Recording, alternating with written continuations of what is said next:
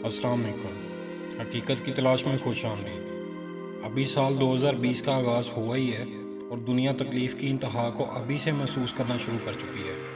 जो वाक़यात मैं आपको बताने जा रहा हूँ ये सब जनवरी 2020 में रोनुमा हो चुके हैं। शुरू करने से पहले मैं चाहूँगा कि आप हमारे चैनल को सब्सक्राइब करें और बेल के बटन को दबाएं ताकि आपको हमारी नई वीडियो का नोटिफिकेशन मिलता रहे। ऑस्ट्रेलिया के जंगलात में तबाहकुन आग ने ना सिर्फ 1,79,00,000 एकड़ की ज़मीन को जला के रख दिया, बल्कि ये रकबा बेल्जियम और डेनमार्क के मजमूई रकबे से भी ज़्यादा है। इस जंगल की हदूद में बसने वाले तकरीबन 3,000 ख़ानदानों के घर तबाह बर्बाद हो गए। साथ ही साथ 50 करोड़ जानवरों की हलाकत भी इसी आग की बदौलत हुई। रियासती सतह पर ऑस्ट्रेलिया में एमरजेंसी भी नाफिज कर दी गई। एनी शाहिदीन का कहना है कि आग ऐसे बाहर आ रही थी जैसे आग का कोई गोला बाहर फेंक रहा हो, और जंगल के बाहर खड़ी गाड़ियां भी गर्मी की शिद्दत से धमाके से तबाह होना शुरू हो गई थी, जबकि जंगल की आग ने गाड़ियों को अपनी लपेट में नहीं लिया था। आप एक लम्हे के लिए अंदाज़ा करें कि इस आग की तपिश और शिद्दत का क्या आलम होगा।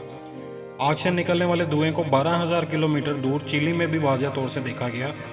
जनवरी 2020 का दूसरा बड़ा और दिल दहला देने वाला वाक़या इंडोनेशिया के शहर जकार्ता में आने वाले समुद्री सैलाब का है, जिसकी वजह से हज़ारों की तादाद में लोग लुक़मा अजल बन गए और हज़ारों लाखों की तादाद में लोग बेघर भी हो गए। इस सैलाब के आने से पहले जकार्ता और दीगर शहरों में 6.4 शिद्दत के ज़लज़ले ने तबाही फैला दी, और ज़लज़ले के बाद आने वाले शदीद आफ्टर शॉक्स ने जकार्ता शहर को हिला कर रख दिया, और फिर समुद्री सैलाबी रेले ने रही सही कसर पूरी कर दी।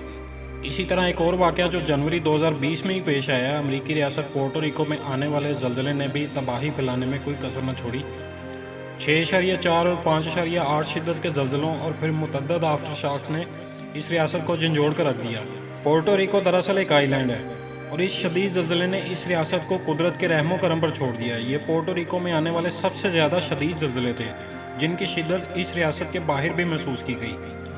जनवरी 2020 में ही पेश आने वाला एक और अहम वाक़या अमरीकी रियासत मैक्सिको में लावा फटने का भी है। जापान में भी ऐसा ही एक वाक़या जनवरी 2020 में ही पेश आया। फिलिपाइन में भी आतिशफ़शां ने वहाँ की आवाम का सांस खुश्क करके रख दिया, और फिर इस आतिशफ़शां के बाद के धुएं के बादलों में बिजली की गरज चमक। आप एक लम्हे के लिए सोचें, ज़मीन पर लावा बह रहा है और आसमान पर बिजली। क्या ये अज़ाब इलाही की निशानियाँ नहीं? और साइंसदानों का ये भी कहना था कि ये दोनों चीज़ें मिलकर आतिशफ़शां सुनामी भी बना सकती हैं। एक और वाक़या स्पेन में चलने वाली तेज़ समुद्री हवाओं का भी है, जो पानी को कई सौ फुट तक उछालती रही, जिसने रफ्ता रफ्ता स्पेन के पूरे एक इलाके को अपनी लपेट में ले लिया, और इस इलाके का राब्ता कई घंटों तक बाकी इलाकों से मुनक़ता रहा और हर तरफ समुद्री जाग दिखाई देने लगी। ऑस्ट्रेलिया में ही पेश आने वाला एक और वाक़या मिट्टी के तूफ़ान का भी है, जिसने पूरे ऑस्ट्रेलिया के मुतअद्दिद इलाकों को अपनी लपेट में रखा। दिन के वक्त भी रात का समा था। गुज़िश्ता माह एक और वाक़या तुर्की में आने वाला 6.8 शिद्दत का ज़लज़ला था, जिसने मुतअद्दिद घरों को तबाह करके रख दिया। 1,000 से ज़ायद लोग ज़ख्मी हुए और हज़ारों लाखों लोग डर और खौफ के आलम में सड़कों पर निकल आए।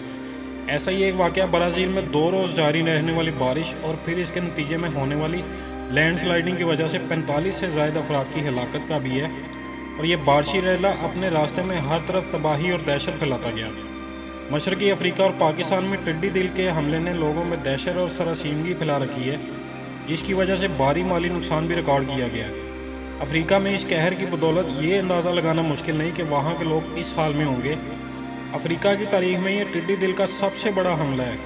एक अंदाजे के मुताबिक 1 मुरबा किलोमीटर में 1.5 करोड़ टिड्डी दिल हमलावर हुए हैं। तकरीबन 3,000 लोग इस हमले के नतीजे में भूख प्यास की वजह से करीबुल मर्ग पहुँच चुके हैं। और यही नहीं, अफ्रीका के बासियों ने हर वो चीज़ खुराक के तौर पर खा ली जो उन्हें ज़िंदा रख सकती थी, क्योंकि टिड्डी दिल ने इनकी तमाम खुराक और फसलों का सफाया करके रख दिया था। एक और वाक़या मडगास्कर में आने वाले सैलाब का भी है, जिसने 60,000 लोगों को बेघर कर दिया, और इस सैलाब ने मडगास्कर का निज़ाम दरम बरम करके रख दिया, और वहाँ भी गवर्नमेंट को मुल्की सतह पर एमरजेंसी नाफज करना पड़ी। ये सैलाबी रेला घर, खुराक सब कुछ अपने साथ बहा ले गया। और आखिर में चाइना की तारीख का सबसे बड़ा वाक़या कोरोना वायरस का हमला है। कुछ लोग कहते हैं कि ये मुख्तलिफ जहरीले जानवरों का सूप पीने की बदौलत वजूद में है, और कुछ इसका इल्ज़ाम जिंदा जानवरों पर लगा रहे हैं। हकीकत जो भी हो, इस वायरस ने चाइना की सड़कों और बाज़ारों को वीरान करके रख दिया है। लोग घरों से बाहर निकलने से डर रहे हैं। ये वायरस चाइना से निकलकर दीगर ममालिक पे भी अपने पंजे गाड़ रहा है, और दहशत का ये आलम है कि लोग एक दूसरे के सामने आने से भी डरने लगे हैं। सिर्फ चाइना में लाखों की तादाद में लोग इस वायरस से मुतासिर हो चुके हैं, और इस वायरस से हलाक होने वालों की तादाद भी हज़ारों तक पहुंच चुकी है।